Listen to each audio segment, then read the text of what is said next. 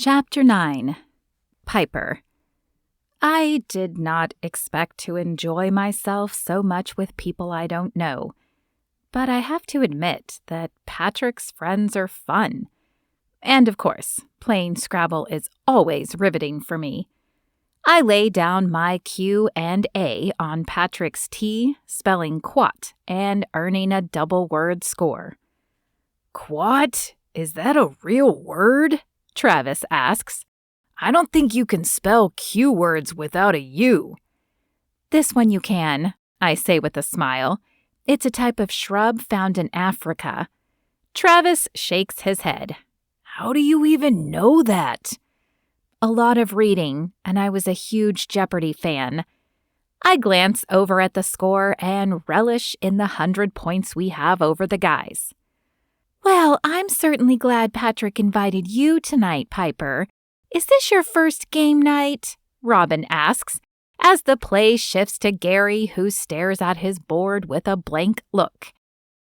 In a while, at least. My mother played with me growing up, and a few times she would insist that everyone in the family played. This is definitely more fun. Ha! I bet. Well, I hope you'll come back. The more the merrier, and we could always use a player with your expert knowledge. Thank you. I'll definitely consider it. And you should come to church with us. Last Sunday, we had a guest pastor.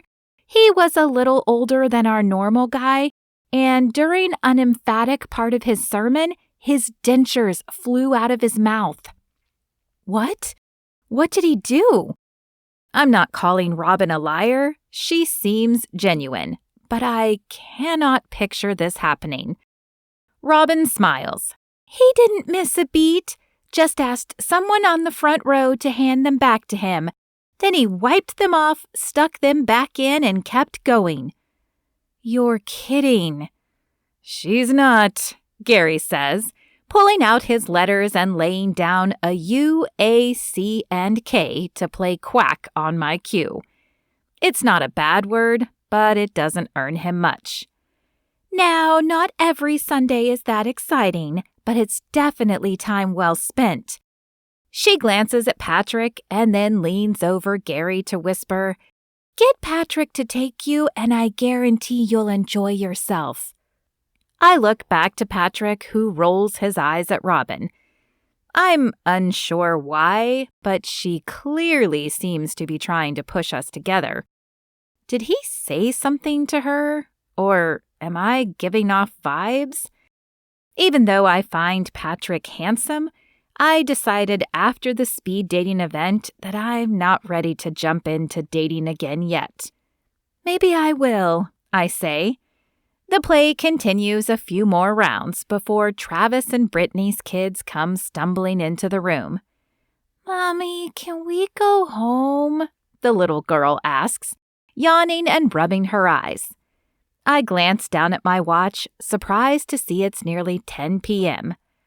I should be going too, I say. What? No, you can't leave, Robin says. We're 50 points from winning. I think it's clear that we won't be able to rally back, Patrick says, looking at the single remaining letter in the box. So you concede then? She asks. This time, but there will be a rematch, he says with a smile. Sure, whenever, as long as Piper comes too. She grins at me as she stands and stretches. I return her smile. Though it was a team effort, I did score the most points, and I can't help but be proud of that. As Travis and Brittany gather their kids, I help put the Scrabble game away. When I look up, Travis and Brittany are gone, and Robin and Gary are right behind them. Somehow, I'm the last to leave. Thanks for coming tonight, Patrick says, as I hand him the box. You did a fantastic job communicating with total strangers. Thank you for inviting me, I say.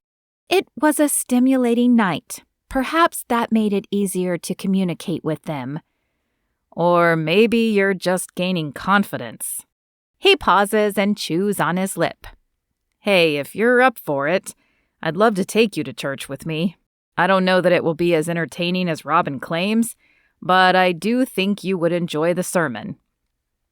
I stare at him, unsure of what to say because I'm unsure why he's asking. Is this another thing to help my confidence, or is this more like a personal ask? It feels almost like a date ask, but do people have church dates? I didn't think so, but I'm evidently terrible at dating, so it's entirely possible. I decide to leave my answer vague until I know for sure. "I'll consider it." He smiles at me and nods. "Standing invitation for whenever you're ready." "Thank you. I'll see you tomorrow?" "Absolutely."